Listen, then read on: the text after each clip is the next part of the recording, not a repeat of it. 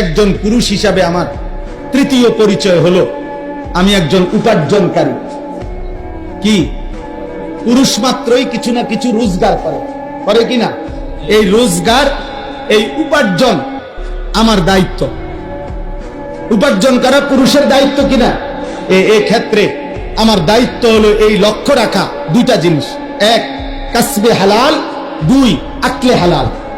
আমাকে শতভাগ খেয়াল রাখতে হবে আমি যা রোজগার করতেছি তা হালাল কিনা, আমি যা খাইতেছি তা হালাল। পুরা আপনার জীবন সুন্দর হবে। এই তিন কথা মনে রাখ। আমি একজন ব্যক্তি, অতএব আমার নিজের ঈমান আমল হেফাজত করা আমার জরুরি। দুই, আমি একজন অভিভাবক, অতএব আমার অধীনস্থদের ঈমান আমল আখিরাতের হেফাজত করা আমার জন্য জরুরি। তিন, আমি একজন উপার্জনকারী। চাকরি, ব্যবসা, ক্ষেত, খামার, দেশ বিদেশ যেমনে হোক আমি কিছু না কিছু কি করি?